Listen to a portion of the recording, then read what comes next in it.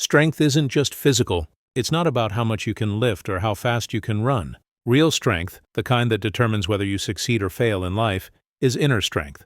Inner strength is what allows you to keep going when everything tells you to quit. It's what enables you to face fear and act anyway. It's what helps you stand firm in your values when the world pressures you to compromise. It's what lets you endure hardship without breaking. Without inner strength, all your talents, skills, and opportunities mean nothing. Because when adversity strikes, and it always does, you'll crumble. You'll give up. You'll abandon your goals and settle for less than you're capable of, but with inner strength you become unstoppable, not because life becomes easier, but because you become harder to break. The obstacles that would stop most people become challenges you overcome. The setbacks that would devastate others become lessons you learn from. Inner strength is the difference between people who achieve their potential and people who don't. And the good news is, inner strength can be built. You're not born with it or without it. You're not either strong or weak by nature. Inner strength is developed through deliberate practice, just like physical strength. You build it through specific actions and mindsets, repeated over time. But most people never intentionally build their inner strength. They hope it will develop on its own. They wait for circumstances to make them strong. They assume they'll rise to challenges when they come. This doesn't work. When a crisis hits and you haven't built inner strength, you break. When opportunity requires courage and you haven't developed it, you miss out. When success demands resilience and you haven't cultivated it, you fail. You must build inner strength before you need it. You must develop it systematically, deliberately, intentionally. That's what this audiobook is about. We're going to explore 10 essential principles for building immense inner strength. You'll learn how to develop mental toughness through discomfort, how to face your fears systematically, how to build discipline through small commitments, how to embrace adversity as growth, how to develop emotional regulation, how to create unshakable self-belief, how to find purpose that sustains you, how to practice Stoic philosophy, how to build resilience through challenges, and how to cultivate the warrior mindset. These aren't abstract concepts. These are practical strategies you can implement immediately to become mentally and emotionally stronger. But I need to be clear about something. Building inner strength is not comfortable. It requires you to do hard things. It demands that you face what you'd rather avoid. It means choosing difficulty when you could choose ease. Most people want inner strength, but they're not willing to do what it takes to build it. They want to be brave without facing fear. They want to be disciplined without denying themselves. They want to be resilient without experiencing adversity. That's not how it works. Inner strength is forged through challenge, not comfort. You build it by consistently choosing the harder, right over the easy or wrong, by facing what scares you, by persisting when you want to quit. Can you do that? Can you commit to the uncomfortable process of becoming stronger? If your answer is yes, then let's begin this journey together. Because here's what I know.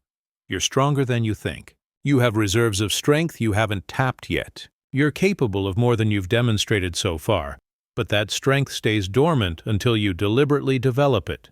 Your potential remains unrealized until you commit to the work of becoming strong. The world needs strong people, not people who are harsh or unfeeling, but people who have the inner strength to do what's right when it's hard. People who can endure suffering without becoming bitter. People who can face uncertainty without panicking. People who can overcome obstacles that would stop everyone else. That person can be you, but only if you build the inner strength required. Right now, you have weaknesses. We all do. Areas where you avoid challenge, fears you won't face, discomfort you can't tolerate, temptations you can't resist. These weaknesses limit you. They keep you from achieving what you're capable of. They make you vulnerable to life's inevitable difficulties. But through the principles in this audiobook, you can transform those weaknesses into strengths. You can become someone who doesn't avoid hard things but runs toward them. Someone who doesn't fear failure but embraces it as learning. Someone who doesn't break under pressure but thrives in it. This transformation doesn't happen overnight. Building inner strength is a long-term process. But every day you work on it, you get stronger. Every challenge you face, you become more resilient. Every fear you overcome, you become more courageous. Gradually, you develop immense inner strength. The kind of strength that others notice, the kind that makes you reliable, respected, and unstoppable. The kind that allows you to achieve things others think impossible. Inner strength is the foundation of everything worthwhile in life, success, relationships, character, impact, all. Of these require inner strength. Without it, you'll always be at the mercy of circumstances, feelings, and other people. With it, you become the master of your own life. So let's build that strength together. Let's forge an unbreakable inner core that nothing can shatter. Let's discover just how strong you can become. Your journey to immense inner strength begins now. Chapter 1. Embrace discomfort. Growth lives outside your comfort zone. Comfort is the enemy of inner strength. Every moment you spend in comfort is a moment you're not building strength. Because strength is developed through challenge, not ease. Think about physical strength. Your muscles don't grow when you're sitting on the couch. They grow when you push them beyond their current capacity, when you lift weights that are heavy, when you do exercises that are difficult. The same principle applies to inner strength. You don't develop mental toughness, emotional resilience, or courage by staying comfortable. You develop them by deliberately putting yourself in uncomfortable situations. Yet most people organize their entire lives around avoiding discomfort. They choose the easy path. They avoid difficult conversations. They stay in their comfort zones. They never push themselves, and they wonder why they feel weak, why they can't handle adversity, why they crumble when life gets hard. It's because they've never built strength. They've never trained themselves to handle discomfort. So when discomfort arrives, and it always does, they have no capacity to deal with it. Building inner strength requires a different approach. You must deliberately seek discomfort. You must choose challenging situations. You must push yourself beyond what's comfortable. This sounds masochistic. It's not. It's strategic. You're training yourself to handle difficulty so that when life demands it, you're ready. Here's how to embrace discomfort intentionally. First, identify your comfort zones. What do you avoid because it's uncomfortable? Difficult conversations, public speaking, physical challenges, solitude, uncertainty. Everyone has areas where they stay comfortable to avoid discomfort. Identify yours. These are your training grounds. Second, start small but consistent. Don't jump into extreme discomfort. Build gradually. Cold showers are a perfect example. Most people avoid cold showers because they're uncomfortable, which makes them perfect for building inner strength. Start with the last 30 seconds of your shower being cold every day. It's uncomfortable, but manageable. This daily practice trains you to choose discomfort, to do something you don't want to do, to override your immediate desire for comfort. It's not about the cold shower itself. It's about proving to yourself every morning that you can do hard things, that you're stronger than your desire for comfort. Third, expand into larger challenges. Once you're comfortable with small discomforts, increase the difficulty. Maybe you take a full cold shower. Maybe you fast for a day. Maybe you exercise until you're truly exhausted. Maybe you have that difficult conversation you've been avoiding. Each time you choose discomfort, you're building strength. Each time you do something hard when you could do something easy, you're getting stronger. Fourth, embrace physical discomfort. Physical challenges build mental strength. There's something about pushing your body beyond comfort that develops mental toughness. Exercise intensely, not leisurely, intensely. Push yourself to the point where every part of you wants to quit. Then push a little more. Hike in bad weather. Work out when you're tired. Choose the stairs instead of the elevator. Carry heavy things. Make your body uncomfortable. Your mind learns that discomfort is survivable. It learns that you can endure. This translates to other areas of life. Fifth, seek uncomfortable conversations. Most people avoid conflict, difficult topics, and honest feedback. This avoidance keeps you weak. Have the hard conversation. Tell someone a difficult truth. Ask for critical feedback. Set a boundary.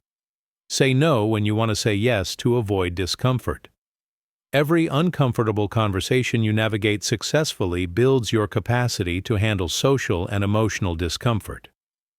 Sixth, Embrace boredom and solitude. In our modern world, we avoid boredom at all costs. The moment we feel bored, we grab our phones. We find distraction. But learning to sit with boredom and discomfort without seeking escape builds immense inner strength. Meditate. Sit in silence. Take long walks without podcasts or music. Just be with your own thoughts. This develops the ability to be comfortable being uncomfortable. To not need constant stimulation. To be at peace with discomfort. 7th, do things that scare you. Fear is just intense discomfort. The more you can act despite fear, the stronger you become. Start conversations with strangers. Try something you might fail at. Put your work out publicly. Take risks. Do things that activate your fear response. Each time you act despite fear, you prove that fear doesn't control you. Your capacity to handle fear grows. Here's what happens when you consistently embrace discomfort. Discomfort loses its power over you. Things that used to seem unbearable become manageable. Challenges that would have stopped you become interesting. You develop what's called stress inoculation. Like a vaccine exposes you to a small amount of a virus to build immunity. Exposing yourself to manageable discomfort builds immunity to larger discomforts. When real adversity comes, and it will, you're ready. You've trained for this. You've built the capacity to handle it. Meanwhile, people who've always chosen comfort have no capacity. They break immediately when things get hard. But you don't break, because you've been training. You've deliberately made yourself uncomfortable to build strength. Let me be clear. This isn't about being miserable. You're not seeking suffering for its own sake. You're strategically using discomfort as a training tool. You're building the mental and emotional muscles that allow you to handle life's inevitable difficulties. You're developing resilience, toughness, and courage. Think of Navy SEALs. Their training is intensely uncomfortable: cold, exhaustion, pain. Why? To build the mental strength needed for their missions. You're doing the same thing. You're training yourself through deliberate discomfort so that when life's mission requires strength, you have it. Here's your action step. Choose one daily discomfort to embrace starting tomorrow. Cold showers are excellent. So is intense exercise. So is meditation. So is fasting. Choose something that genuinely makes you uncomfortable, something your mind resists. Then do it every single day for 30 days. No exceptions, no days off, no negotiating. Every day, you choose discomfort. Watch what happens. After 30 days of daily discomfort, you'll be noticeably stronger, more disciplined, more resilient, more confident, because you've proven to yourself that you can do hard things, that discomfort doesn't control you, that you're stronger than your desire for ease. That's inner strength, and it's built through embracing discomfort. Choose discomfort. Build strength. Become unstoppable.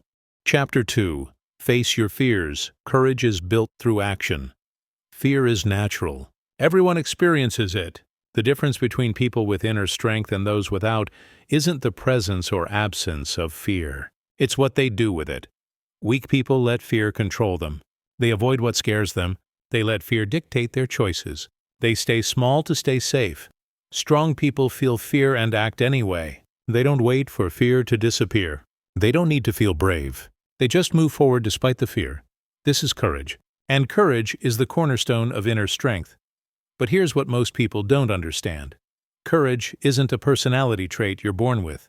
It's a skill you develop, and you develop it by repeatedly facing your fears. Every time you do something that scares you and survive, fear loses a little power over you. Every time you face what you've been avoiding and realize you can handle it, you become braver. This is called exposure therapy in psychology. It's how phobias are treated. Gradual, repeated exposure to the feared thing reduces the fear response. You can apply this principle to build immense inner strength by systematically facing your fears. Here's how. First, identify what you're afraid of. Make a list, be honest. What do you avoid because of fear? Fear of failure? Fear of rejection? Fear of judgment? Fear of conflict? Fear of uncertainty? Fear of physical danger? Fear of being alone? Name your fears. You can't face what you won't acknowledge. Second, rank them by intensity. Some fears are manageable. Others are terrifying. Start with the manageable ones and work your way up. This is systematic desensitization. You build courage progressively, not by jumping into your deepest fear immediately. Third, create small exposure experiments. Take your first manageable fear and create a small action that exposes you to it. Afraid of rejection? Ask for something small, knowing you might get rejected. Ask for a discount. Request a favor. Invite someone to coffee who might say no. Afraid of public speaking? Speak up in a meeting, then present to a small group, then speak at a larger event. Break the fear down into smaller pieces and tackle them one at a time. Fourth, do the exposure repeatedly. One exposure won't eliminate the fear. Repeated exposures gradually reduce it. If you're afraid of cold calling, make one call and you'll still be afraid. Make 100 calls and the fear diminishes significantly. Repetition is key. Each exposure is practice. Each practice makes you stronger. Fifth, embrace the physical sensations of fear. Fear creates physical responses. Racing heart, sweaty palms, tight chest, nervous energy. Most people interpret these sensations as signals to stop. I'm too anxious. I can't do this. Reframe them as signals that you're growing. I feel fear, which means I'm pushing my boundaries. This is growth. The physical sensations don't mean danger. They mean you're at your edge, which is exactly where growth happens. Sixth, act despite fear, not after it disappears. This is crucial. You don't wait to feel brave. You act while feeling afraid. Courage is not the absence of fear. It's action in the presence of fear. The more you practice acting despite fear, the more courage you develop. Seventh, reflect after facing fears. When you do something that scared you, acknowledge it afterward. Recognize that you survived. You did the thing. The fear was manageable. This reflection reinforces the lesson. Fear is not as dangerous as it seems. You're more capable than your fear suggests. Eighth, gradually increase difficulty. As smaller fears become manageable, move to bigger ones. Keep pushing your edge. If you've conquered fear of small social interactions, move to fear of larger gatherings. If you've overcome fear of small failures, take on risks with bigger stakes. Always be at your edge. That's where growth happens. Here's what happens when you systematically face your fears. Fear stops controlling your life. You still feel fear, you're not superhuman, but it doesn't dictate your decisions anymore. You feel afraid and do it anyway. You recognize fear as information, not instruction. It tells you something matters, not that you should avoid it. This is tremendous power, because most people's lives are severely limited by fear. They don't pursue opportunities because of fear. They don't leave bad situations because of fear. They don't try new things because of fear.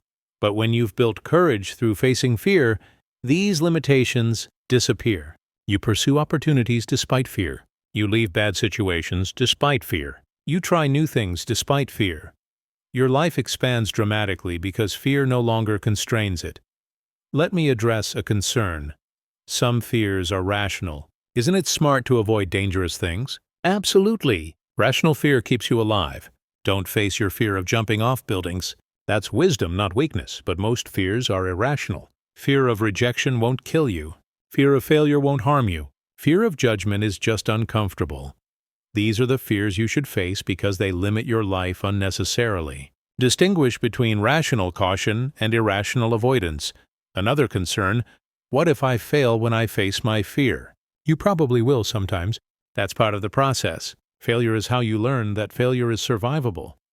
You face your fear of rejection and get rejected. You survived. You faced your fear of failure and failed. You're still here. These experiences teach you that fear exaggerates consequences. Real consequences are usually much milder than feared consequences. Here's a powerful truth. The anticipation of doing something scary is usually worse than actually doing it. Your imagination makes it terrifying. Reality is often manageable. Once you start doing the thing, you're usually fine. It's the anticipation that's painful, not the action itself. So the fastest way to eliminate fear is to stop thinking about it and just do it. Move before your mind can generate more fear. Here's your action step. Choose one fear from your list.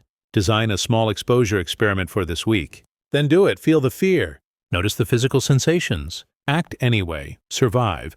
Reflect on the experience. Then do another exposure. And another. Build courage through repeated action.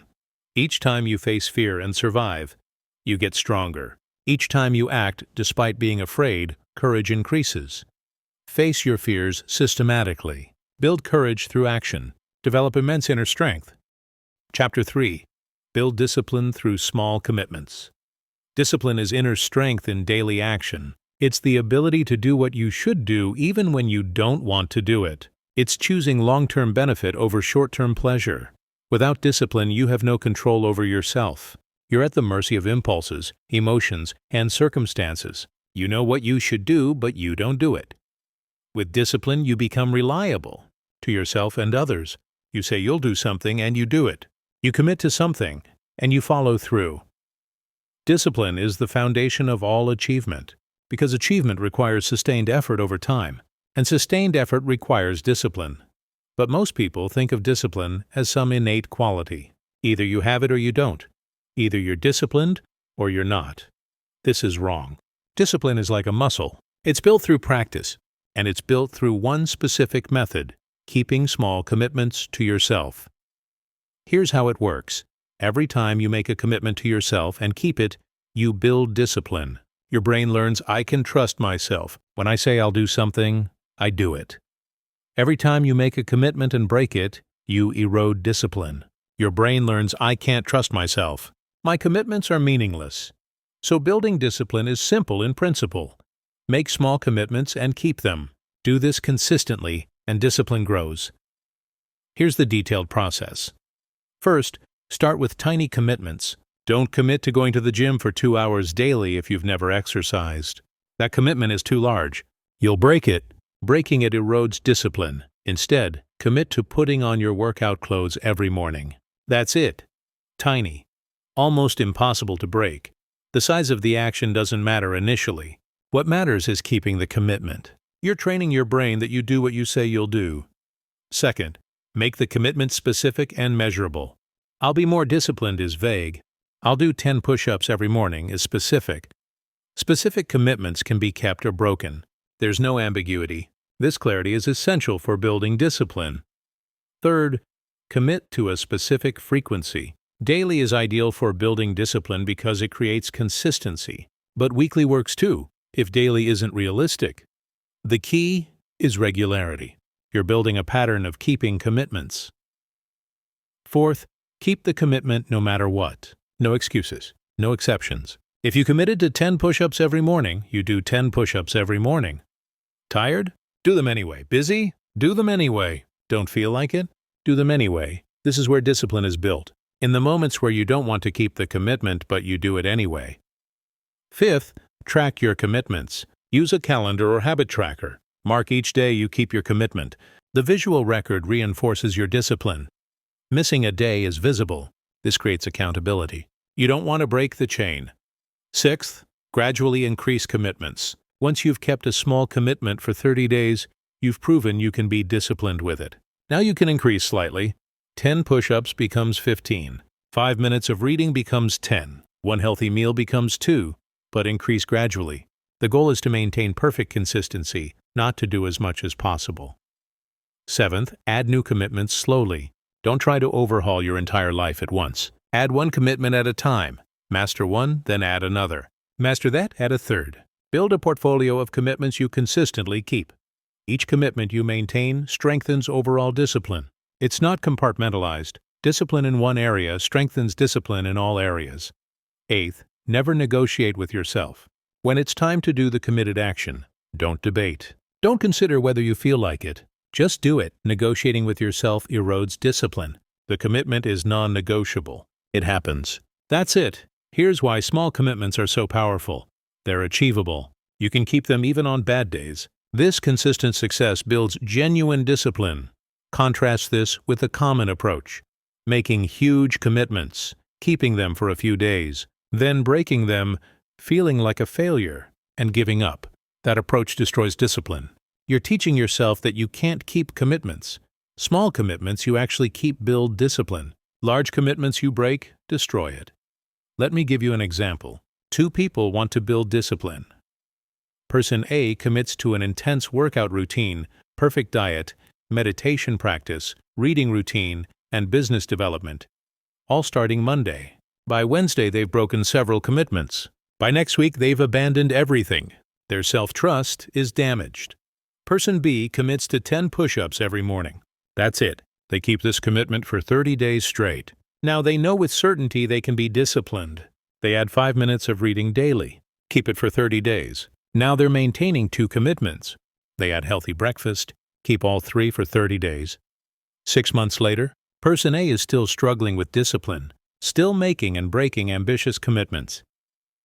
Person B has built genuine discipline through consistent small wins. They're now maintaining 6 or 7 commitments reliably. They've proven to themselves they're disciplined. Who's stronger? Person B. Because discipline is built through proven reliability, not ambitious intentions. Here's what happens when you build discipline through small commitments. You develop unshakable self-trust. You know that when you commit to something, you follow through. This self-trust is tremendously powerful. It gives you confidence to commit to bigger things. It makes you reliable in all areas of life. Other people notice too. You become someone whose word means something, someone who finishes what they start. Let me address a concern. Small commitments feel insignificant. When will I achieve real things? Small commitments build the discipline that makes real things possible. You're building the foundation. Once the foundation is solid, you can build anything on it. Without the foundation, ambitious goals collapse. With it, anything is achievable. Another concern. What if I break a commitment? Don't. That's the point. Make commitments small enough that you won't break them. If you do break one, get back on track immediately. Don't let one failure become a pattern. Here's your action step. Choose one tiny commitment, something so small you're almost certain you can keep it. Maybe it's making your bed every morning. Maybe it's drinking a glass of water first thing. Maybe it's writing 1 sentence in a journal. Commit to it for 30 days. Keep it every single day. No matter what, prove to yourself that you can be disciplined. After 30 days of perfect consistency, add another small commitment. Keep both. Master them. Add a third. Build discipline gradually through small commitments you actually keep. Watch yourself transform into someone with immense inner strength through self-discipline. Build discipline. Keep commitments. Become unstoppable. Chapter 4. Reframe adversity as growth. Adversity is inevitable. You will face setbacks, failures, losses, and hardships. This is not a possibility. It's a certainty. Life contains suffering for everyone. The question is not whether you'll face adversity. It's how you'll interpret it when it comes.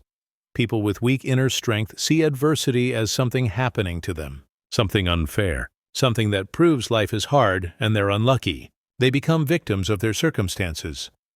People with immense inner strength see adversity as something happening for them, as an opportunity to grow. As training, they become stronger through their circumstances. Same adversity, completely different response. The difference is interpretation. This is not toxic positivity. This is not pretending bad things are good. This is recognizing that how you frame adversity determines whether it destroys you or develops you. Here's the fundamental truth. Adversity itself is neutral. It's just an event. Your interpretation of that event determines its impact on you. If you interpret adversity as unfair suffering, you'll become bitter, angry, and weak. If you interpret it as growth opportunity, you'll become wiser, stronger, and more resilient. The adversity is the same. Your response is different. And your response is determined by your frame. So building inner strength requires learning to reframe adversity. Here's how. First, adopt the fundamental belief that adversity exists to develop you. This sounds naive. It's not. It's strategic. Whether or not it's objectively true doesn't matter. The question is, does this belief serve you? Believing adversity is meaningless suffering doesn't serve you. It makes you a victim. It makes you bitter. It makes you weak. Believing adversity is development serves you. It makes you powerful. It makes you grateful for challenges. It makes you strong. Choose the belief that serves you.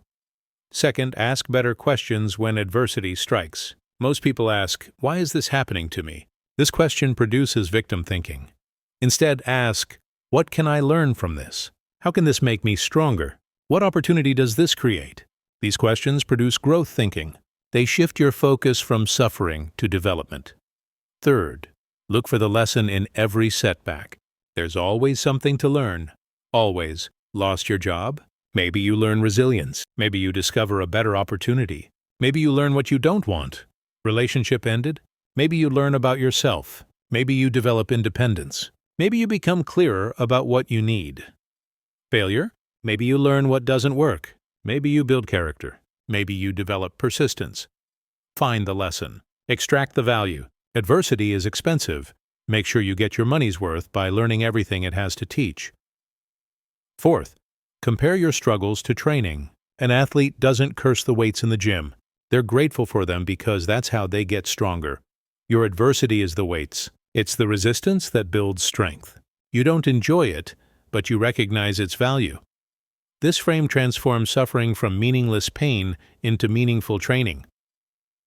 Fifth, practice gratitude for difficulties. This seems backwards. Why be grateful for problems? Because problems develop you. They reveal weaknesses you can strengthen. They teach lessons you need to learn. They build character you need to have.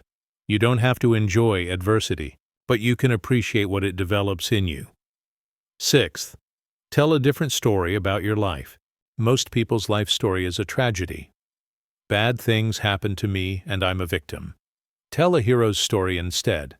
I faced challenges and became stronger through them. Each obstacle made me more capable. Same life, different story. The story you tell yourself shapes your identity and strength. Seventh, recognize that comfort produces weakness. Easy lives produce soft people. Difficult lives produce strong people. If you want to be strong, you need challenge. If you never faced adversity, you'd never develop strength. This doesn't mean seeking suffering. It means recognizing that the suffering you do experience has value. Eighth, use adversity as evidence of your strength. You're still here. You've survived every difficult thing that's happened so far. That's proof of your resilience. Each new adversity is another opportunity to prove your strength to yourself. Here's what happens when you reframe adversity as growth. You become anti-fragile. You don't just survive adversity, you gain from it. Most people are fragile. Adversity breaks them. Some are resilient. Adversity doesn't break them, but it doesn't make them stronger either. Strong people are anti-fragile. Adversity actually makes them stronger. They benefit from challenges. They grow through difficulty. This is the highest level of inner strength, and it comes from your interpretation, not your circumstances. Think about people you admire for their strength. Almost universally, they've faced significant adversity. The adversity didn't break them. It made them. You have the same opportunity. Every difficulty you face is an opportunity to become stronger, if you frame it correctly. Let me address a concern. Isn't this just rationalizing suffering? Shouldn't I try to avoid adversity? Yes, avoid unnecessary suffering when possible. But some adversity is inevitable. When it comes, frame it productively. Also, some adversity is voluntary and worthwhile. Training is adversity. Learning is adversity. Growth is adversity. Don't avoid these just because they're difficult.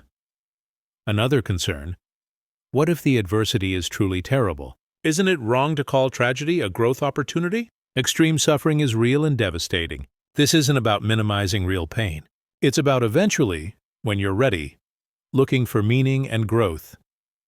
Viktor Frankl survived Nazi concentration camps and wrote that finding meaning in suffering is what allows people to endure it. Even in extreme adversity, interpretation matters. Here's your action step. Identify your current biggest challenge. Now reframe it.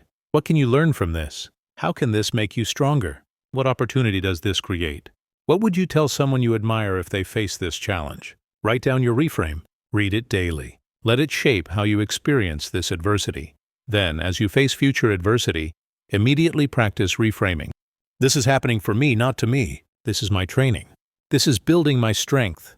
Transform your relationship with adversity. Stop being its victim. Start being its beneficiary. Reframe adversity. Build strength. Become anti-fragile. Chapter 5. Master your emotions. Don't let feelings control you. Emotions are powerful. They can motivate you, paralyze you, inspire you, or destroy you. They're part of being human. But they shouldn't control you. People with weak inner strength are controlled by their emotions. They act based on how they feel. They can't do things when they feel bad. They make terrible decisions when they're emotional. People with strong inner strength feel emotions but aren't controlled by them. They can act despite fear, persist despite frustration, and make good decisions despite emotional turbulence. This is emotional mastery, and it's essential for inner strength. But emotional mastery is misunderstood. It's not about suppressing emotions or never feeling anything. It's not about being cold or unfeeling. It's about experiencing emotions without being controlled by them. It's about creating space between feeling and action. It's about choosing your response instead of automatically reacting. Here's how to develop emotional mastery. First, recognize that emotions are information, not commands. When you feel angry, that's information about your values or boundaries, but it's not a command to lash out. When you feel afraid, that's information about perceived threat, but it's not a command to avoid the situation. Emotions tell you something, but they don't tell you what to do. You still get to choose your action. Second, practice the pause. Between emotion and action, create a pause, even a few seconds. Feel anger rising? Pause. Don't speak immediately. Don't act immediately. Just pause. Feel anxiety? Pause. Don't run away immediately. Don't make decisions immediately. Just pause. That pause creates space for choice. Without it, you're on autopilot, reacting emotionally without thought. Third, name your emotions. When you feel something intensely, name it. I'm feeling angry. I'm feeling anxious. I'm feeling frustrated. This simple act of naming creates distance. You're not, I am angry. You're, I'm experiencing anger. It's happening, but it's not you. This distance gives you power over the emotion rather than the emotion having power over you. Fourth, understand that emotions are temporary. They rise, peak, and fall. No emotion lasts forever. Even intense ones pass. When you're in the grip of strong emotion, remember, this will pass. It feels permanent, but it's not. Ride it out without acting impulsively. Fifth, question your emotional interpretations. Emotions come with stories. I'm anxious because I'm going to fail. I'm angry because they disrespected me. Question these stories. Are they true? Are there other interpretations? Often the story is more damaging than the emotion itself. Sixth, develop emotional awareness through mindfulness. Practice observing your emotions without judgment. Notice when they arise. Notice how they feel in your body. Notice when they pass. This observation creates the space between feeling and reacting.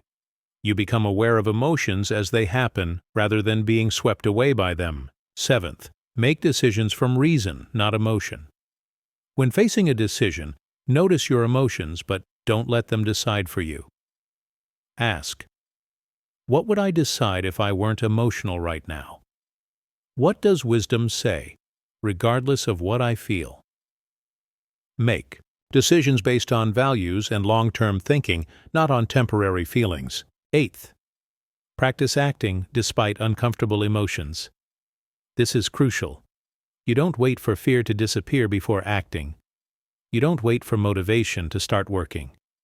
Feel the emotion, acknowledge it. Then act according to your commitments and values, not according to the emotion. This trains you that emotions don't control your actions. You control your actions. Ninth, develop emotional regulation skills. Techniques like deep breathing, physical exercise, talking through feelings, journaling. These help you process emotions without being overwhelmed by them. Build a toolkit of strategies for managing intense emotions constructively. 10th, be compassionate with yourself about emotions. You're human. You'll feel things, sometimes intensely. That's okay. You're not trying to never feel emotions. You're trying to not be controlled by them. There's a big difference. Here's what happens when you master your emotions. You become remarkably stable. While others are being tossed around by their feelings, you remain steady. You can make good decisions under pressure. You can act courageously despite fear. You can persist despite frustration. You can stay calm despite chaos. This emotional stability is a massive competitive advantage. It makes you reliable, trustworthy, and effective. Think about people you admire for their strength. They feel emotions, but they're not controlled by them. They can be afraid and brave. They can be hurt and forgiving. They can be angry and wise. They've mastered their emotions. You can too. Let me address a concern. Doesn't controlling emotions make you cold and unfeeling? Mastering emotions doesn't mean suppressing them. It means experiencing them without being controlled by them. You can feel deeply and still act wisely. You can be emotionally connected and still make good decisions. Mastery gives you choice.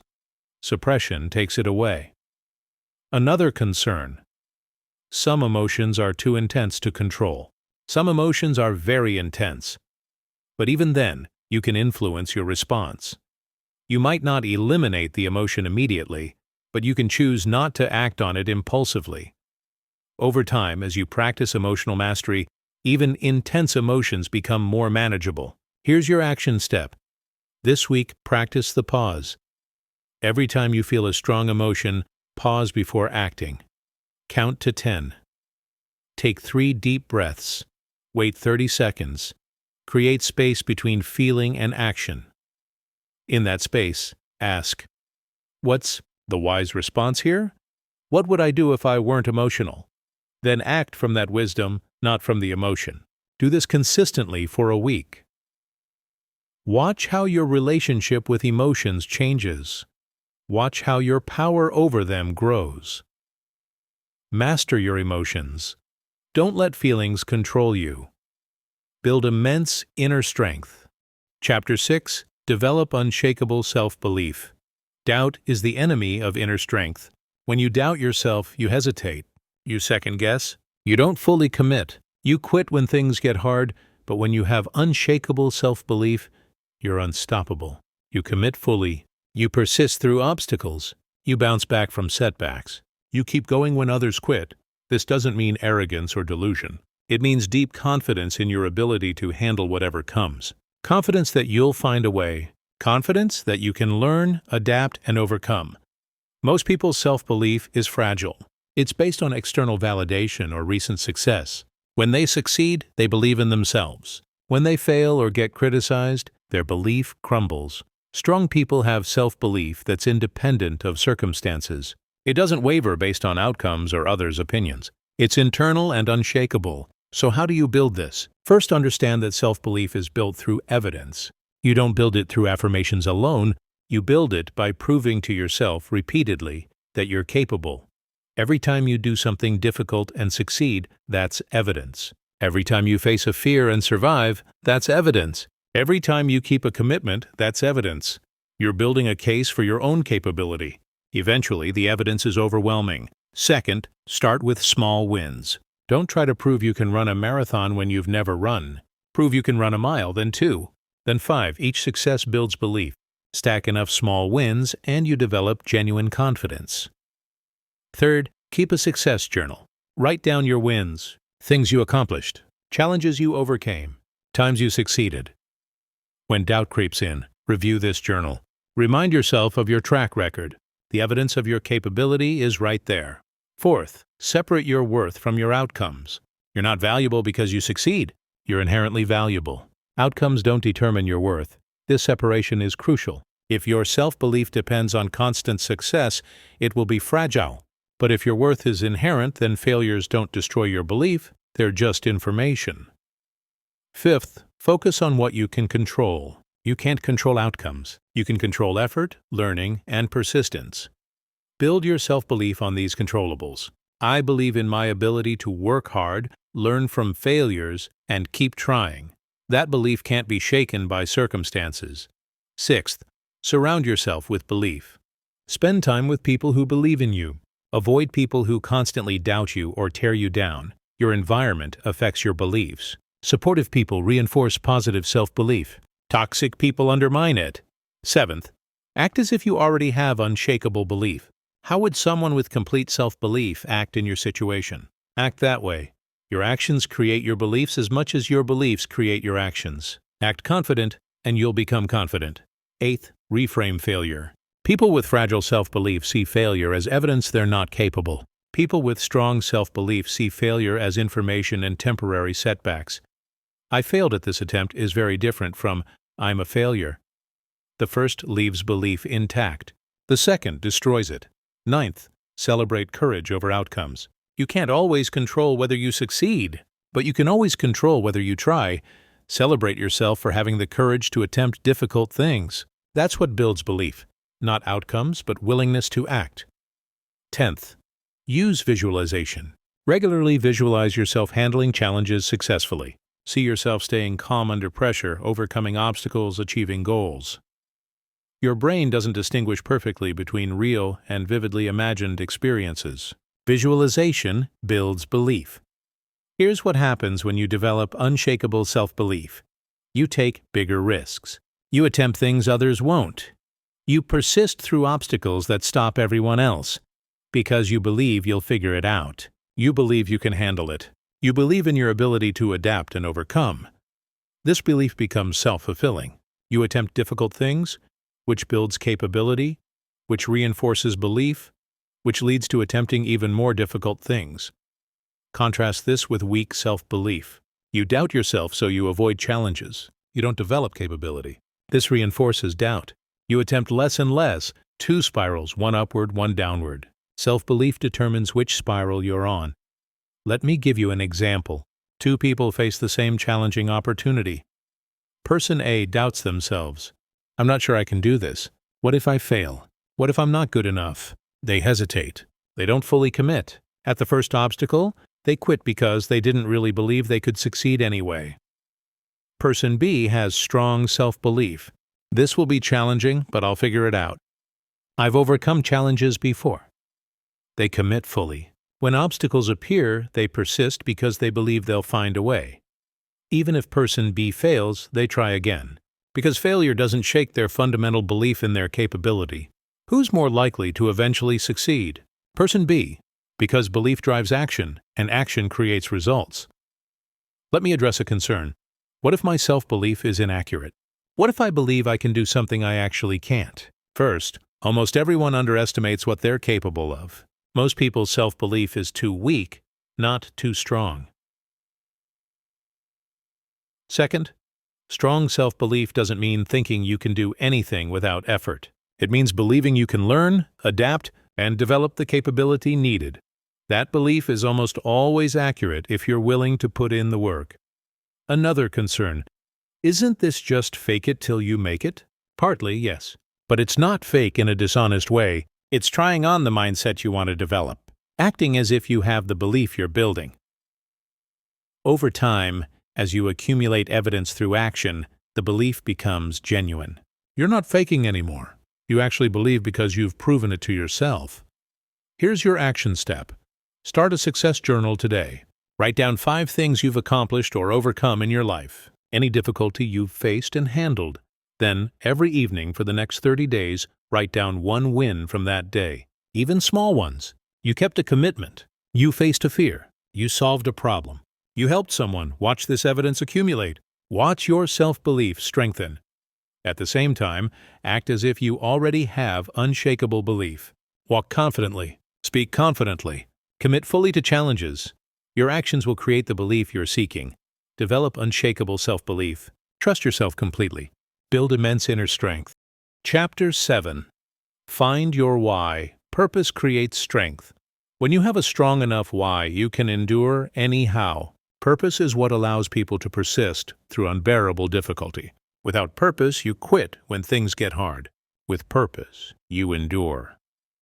This is why purpose is essential for inner strength. Purpose is the fuel that powers persistence. It's what keeps you going when motivation is gone and willpower is depleted. But most people don't have a clear purpose. They're drifting. They're doing things because they're supposed to, or because they're convenient, or because they don't know what else to do. Without purpose, life becomes about avoiding discomfort. You choose what's easy. You quit when things are hard. You have no reason to persist. With purpose, everything changes. Difficulty becomes meaningful.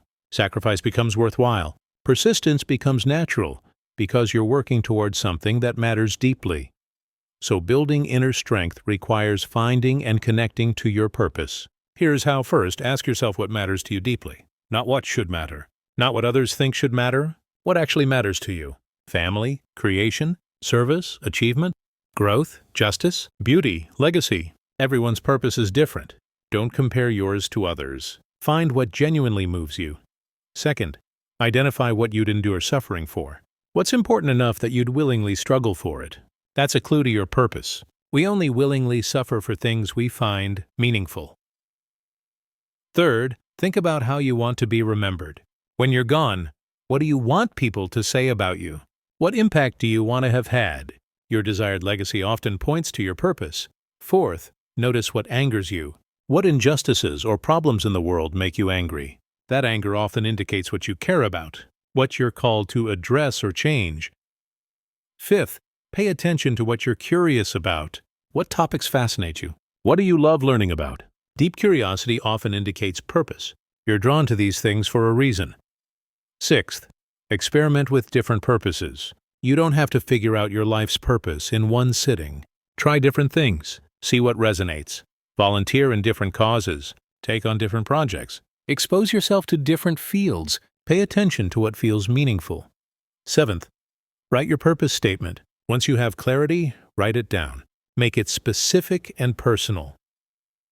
Not, I want to help people, but I want to help young people develop confidence through mentorship and education. Your purpose statement becomes your compass. When making decisions, you can ask, does this align with my purpose? Eighth, connect daily actions to purpose.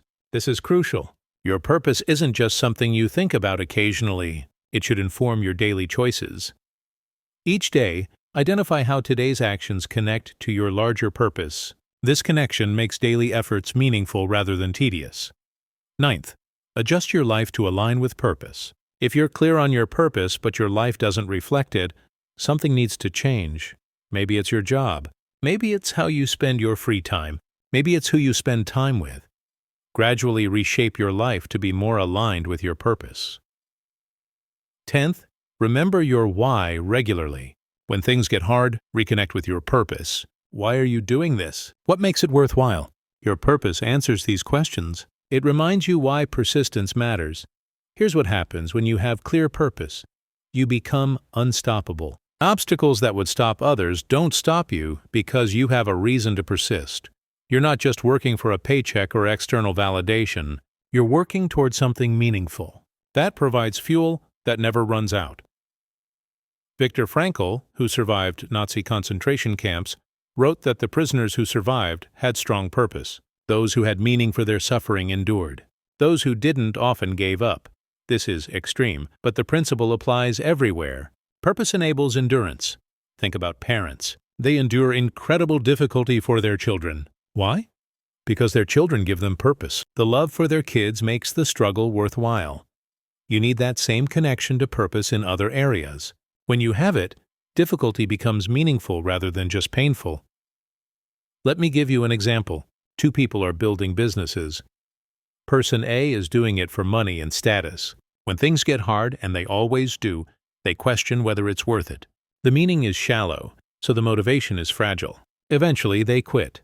Person B is doing it because they have a mission. They believe in what they're creating. They want to solve a problem they care about deeply. When things get hard, they persist because the mission matters more than the difficulty. Who's more likely to succeed? Person B. Because purpose sustains effort in a way shallow motivation never can. Let me address a concern. What if I don't know my purpose? What if nothing feels meaningful? First, purpose is something you discover through action, not something you figure out through thinking. Do things, try things, notice what feels meaningful. Second, purpose doesn't have to be grand. It doesn't have to be save the world. It can be raising good kids. It can be creating beauty. It can be helping your community. What matters is that it's meaningful to you. Another concern. My purpose requires actions I'm not currently doing. Doesn't that mean I'm failing? No. It means you're now aware of the gap between where you are and where you want to be. That awareness is the first step to change. Now you can start taking actions that align with your purpose, even if they're small at first. Here's your action step. This week, write your purpose statement. Take time to think deeply about what matters to you. Then, identify 3 specific actions you can take in the next month that align with your purpose. Schedule them, do them, start connecting your daily life to your larger purpose. Watch how this connection strengthens you. When things get difficult, and they will, come back to your purpose. Let it remind you why the difficulty is worthwhile. Find your why. Connect to your purpose. Build strength that endures anything. Chapter 8. Practice Stoic philosophy. Control what you can. 2,000 years ago, Stoic philosophers developed a framework for inner strength that remains powerful today. At its core is one principle: focus on what you can control. Accept what you can't. This sounds simple. It's not. Most people spend enormous energy trying to control things they can't control while neglecting things they can. They stress about others' opinions, which they can't control. They worry about outcomes, which they can't fully control. They get upset about past events, which they definitely can't control. Meanwhile, they neglect things they can control: their effort, their thoughts, their reactions, their choices. This misallocation of energy creates weakness. You feel powerless because you're focused on things you're powerless over. You feel out of control because you're trying to control the uncontrollable. But when you focus your energy on what you actually can control, you become powerful. You're no longer wasting energy on the impossible. You're directing all your power toward what's actually changeable. This is Stoic philosophy, and it builds immense inner strength. Here's how to practice it. First, divide everything into 2 categories: what you control and what you don't. Be ruthlessly honest about this. You control your effort, your attitude, your response, your interpretation, your values. Your choices, you don't control. Others' behavior, outcomes, past events, others' opinions, much of what happens to you. This distinction is fundamental. Everything falls into one category or the other. Second, focus all your energy on what you control. Don't spend mental or emotional energy on what you don't. You can't control whether you get the job, but you can control how well you prepare for the interview. Focus on that. You can't control how others react to your work, but you can control the quality of your work. Focus on that. You can't control the past, but you can control what you learn from it. Focus on that. Third, accept what you can't control. This doesn't mean liking it or approving of it. It means recognizing reality and not fighting against it uselessly. Someone treated you poorly? You can't change that. It happened. Accept it. Then focus on how you'll respond, which you do control.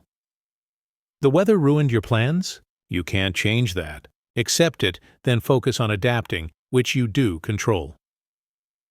Fourth, practice negative visualization. Imagine things going wrong. Imagine loss. Imagine difficulty. This isn't pessimism. It's preparation. When you've mentally prepared for difficulty, actual difficulty is less shocking. You're not blindsided. The Stoics called this premeditatio malorum, premeditation of evils. Regular practice makes you more resilient. Fifth, choose your response to everything. You can't control what happens to you. You can always control your response. This is your power. Between any event and your response is a space. In that space is your freedom to choose. Someone insults you, you can choose your response. You can be angry or you can be indifferent. Your choice, you face difficulty. You can choose your response. You can be defeated or you can be determined. Your choice. Sixth, practice voluntary discomfort. Regularly put yourself in minor discomfort to build resilience. Fast occasionally. Take cold showers. Sleep on the floor sometimes. Wear simple clothes. You're training yourself that comfort isn't necessary, that you can be content in discomfort. This makes you anti-fragile. Seventh, focus on the process, not outcomes. You don't control outcomes. You control your effort and approach. A Stoic athlete focuses on training excellently, not on winning. The winning might happen or not. That's not fully under control. But the training is. This removes anxiety about outcomes and keeps your power where it belongs, on what you actually control. Eighth, View obstacles as opportunities. Marcus Aurelius wrote, "The impediment to action advances action. What stands in the way becomes the way." When you encounter obstacles, you can't control their appearance, but you can control your interpretation and response. Use obstacles to develop strength and creativity. Ninth, practice amor fati, love of fate. Not just accepting what happens, but embracing it. Seeing everything that happens as necessary for your development. This is advanced stoicism, but it's powerful. When you love your fate, nothing can disturb your peace. Everything becomes useful. 10th, reflect daily. Each evening, review your day. Where did you waste energy on things you can't control? Where did you successfully focus on what you can control? This daily practice strengthens your stoic muscle. Here's what happens when you practice stoicism. You become remarkably peaceful and powerful. Peaceful, because you're not fighting reality or stressing about the uncontrollable. Powerful, because all your energy goes to what you can actually change. Others are in constant turmoil, stressed about things they can't control. You're calm, focused on your circle of influence. This calm power is intimidating to others. They don't understand how you remain so steady in chaos. It's because you're practicing stoicism. Let me give you an example. Two people face criticism. Person A can't control the criticism, but they obsess over it. They ruminate. They get defensive. They try to convince the critic to change their mind. They waste enormous energy on something they can't control. They feel powerless and upset. Person B recognizes they can't control the criticism. They accept it. Then they focus on what they can control. Is there something to learn from this? How will I respond? What will I do differently? They direct their energy productively. They feel powerful because they're focused on their circle of control. Same situation, different response, different outcome. Let me address a concern. Doesn't this make you passive? If you just accept things, won't you stop trying to change them? No, acceptance and action aren't opposites. You accept what you can't control, then act on what you can. You accept that life contains difficulty, then work hard to build a good life. You accept that others have their own views, then communicate yours clearly. Stoicism is about wise action, not passivity. Another concern, isn't amor fati delusional? How can I love terrible things that happen? Amor fati doesn't mean liking bad things. It means choosing to embrace your life as it is, including difficulties because they're part of your path. You don't have to love the difficulty itself. You love that you get to develop strength through it. Here's your action step. For the next week, practice the control dichotomy. Every time you feel stress or frustration, ask, can I control this? If no, let it go, accept it. Redirect your energy to what you can control. If yes, take action. Do what you can do. Notice how much energy you've been wasting on the uncontrollable. Notice how much power you have when you focus on what you can control. Practice Stoic philosophy. Focus on what you control. Build immense inner strength through wisdom. Chapter 9. Build resilience through challenge. Resilience is the ability to recover from difficulties, to bounce back from setbacks, to endure hardship without breaking. It's one of the most valuable forms of inner strength. But resilience isn't something you just have. It's something you build, and you build it through one specific method: facing and overcoming challenges. Think about the immune system. It doesn't develop by avoiding all germs. It develops by being exposed to manageable levels of pathogens, fighting them off, and becoming stronger. Psychological resilience works the same way. It doesn't develop by avoiding all difficulty. It develops by facing manageable challenges, overcoming them, and becoming stronger. This is called stress inoculation. Small doses of stress make you more capable of handling larger doses later. So building resilience requires deliberately seeking challenges. Here's how. First, understand that comfort breeds fragility. If you never face difficulty, you never develop the capacity to handle it. You become psychologically fragile, like a bone that's never stressed becomes brittle. A person who's never challenged becomes breakable. You need regular challenge to build and maintain resilience. Second, seek progressive challenges. Start with difficulties slightly beyond your current capacity, master them, then increase difficulty. Don't jump into extreme challenges. Build progressively. Each challenge you overcome prepares you for the next. Third, embrace physical challenges. Physical difficulty builds mental resilience. There's a connection between bodily and mental toughness. Push yourself physically. Run until you want to stop, then run more. Lift weights that are hard, do workouts that test you. Your mind learns through your body. You can endure more than you think. This lesson transfers everywhere. Fourth, seek intellectual challenges. Take on problems that are hard. Learn subjects that are difficult. Engage with ideas that challenge you. Mental struggle builds mental resilience, just like physical struggle builds physical strength. Fifth, put yourself in uncomfortable social situations, public speaking, networking events, difficult conversation, social challenges you usually avoid. Each one you navigate successfully builds your capacity to handle social stress. Sixth, take smart risks. Do things that might fail. Put your work out publicly. Try things you're not sure you can do. The risk of failure creates stress. Navigating that stress builds resilience. Seventh, reflect on past challenges you've overcome. You've survived 100% of your worst days so far. That's evidence of your resilience. When facing new challenges, remember, you've overcome difficulties before. This is just another opportunity to prove your strength. Eighth, practice stress exposure deliberately. Don't just randomly face stress. Deliberately expose yourself to manageable stress to build capacity. Cold exposure, intense exercise, fasting, uncomfortable conversations. These are controlled stress exposures that build resilience.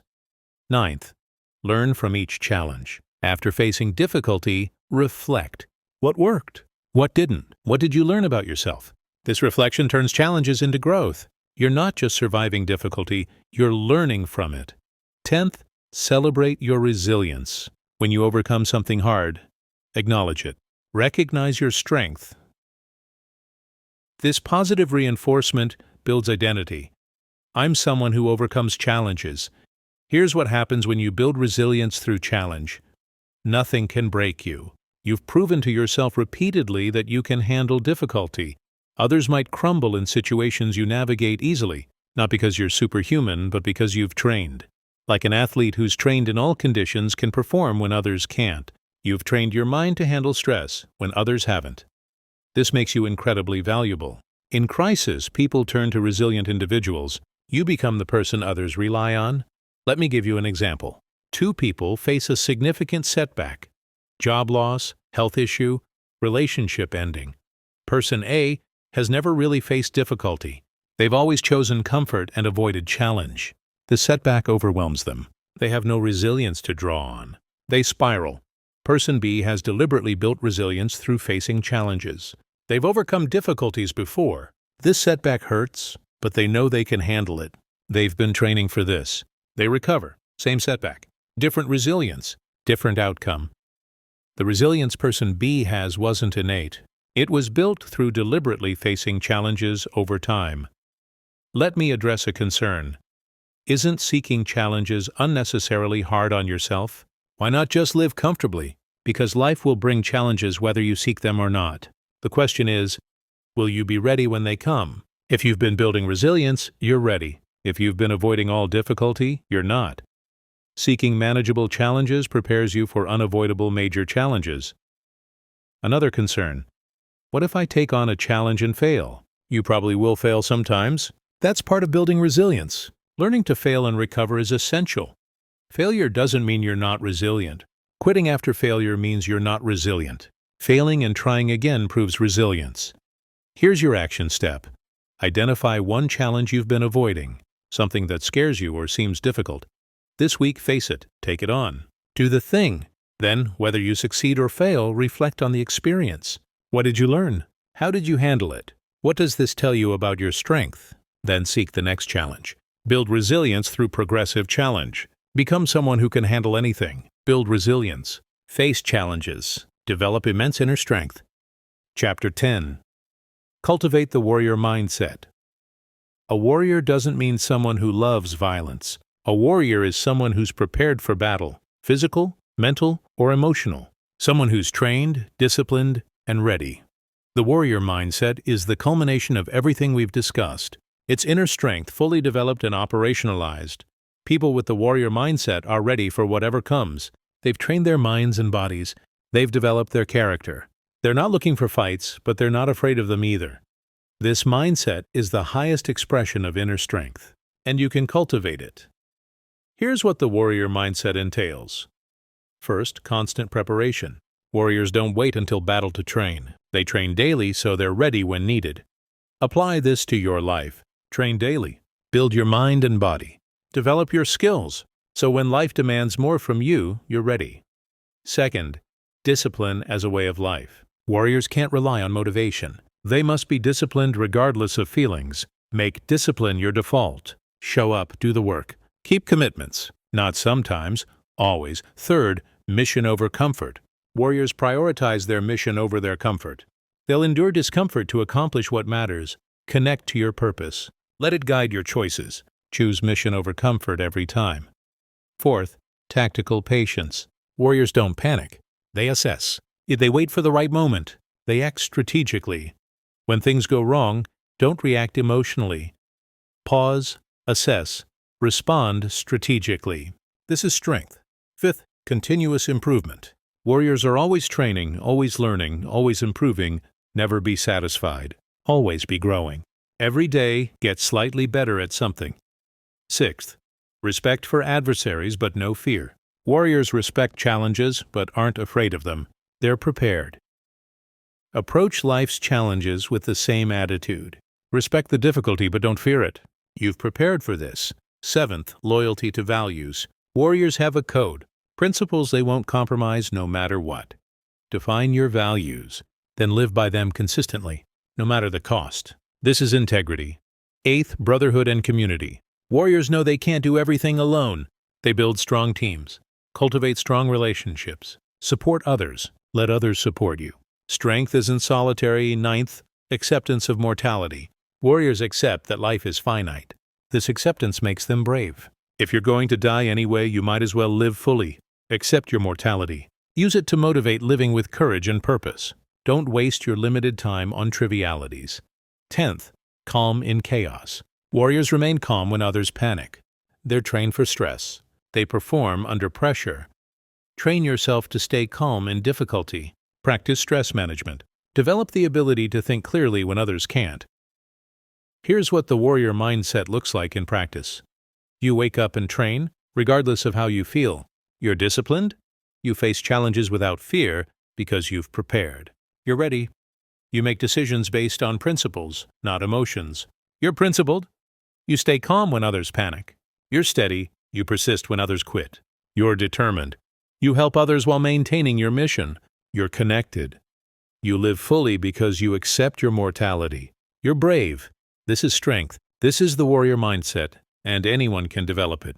It's not about being special. It's about consistent practice of the principles we've covered. Let me give you a final example. Two people face a major life crisis. Person A hasn't built inner strength. They panic. They make emotional decisions. They feel powerless. They crumble under pressure. They give up. Person B has cultivated the warrior mindset. They stay calm. They assess the situation. They remember their training. They draw on their discipline. They face the challenge. They persist.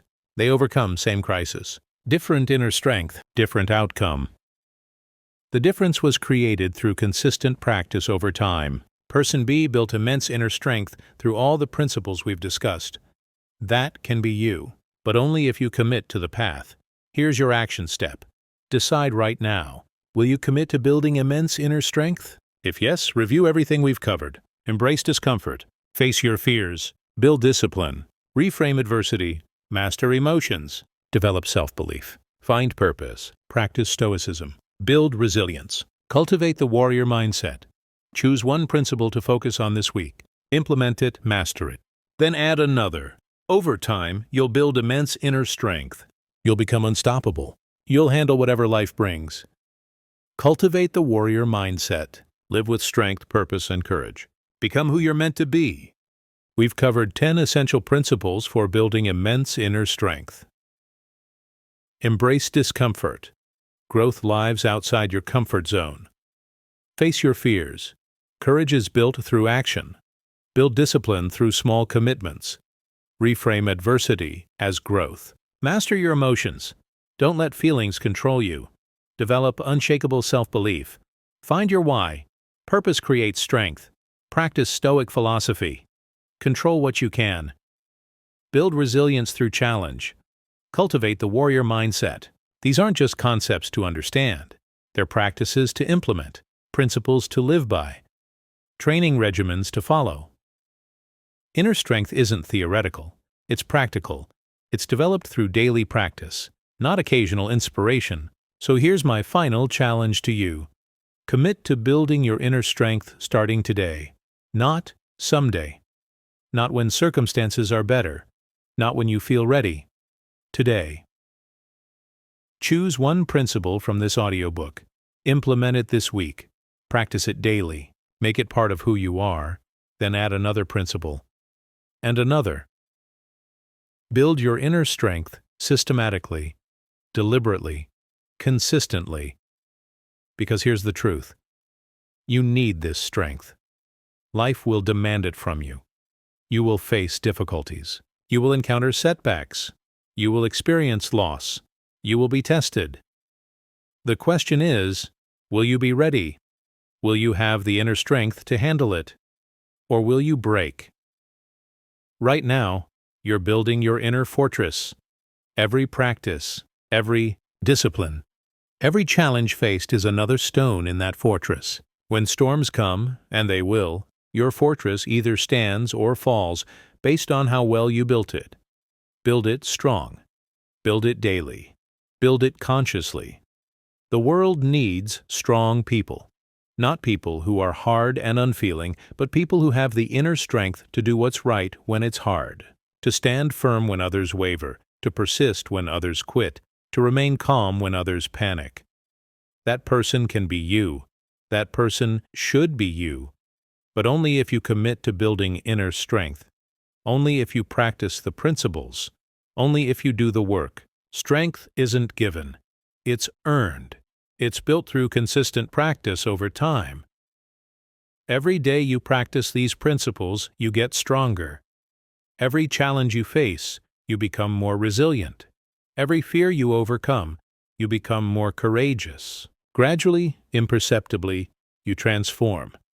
You become someone who can handle anything, someone who doesn't break, someone who perseveres. You become strong, and that strength changes everything. Your confidence, your capability, your impact, your life. Everything improves when you're strong, not because life becomes easier, but because you become harder to break. So commit to the path. Build your inner strength. Become unstoppable. The principles are simple. The practice is hard. The results are extraordinary. You have everything you need to begin. The knowledge is here. The path is clear. The only question is, will you walk it? Start today. Practice daily. Build systematically. Become strong. Your inner fortress awaits construction. Build it stone by stone, practice by practice. Day by day, build immense inner strength. Become unbreakable. Live powerfully. Your journey begins now.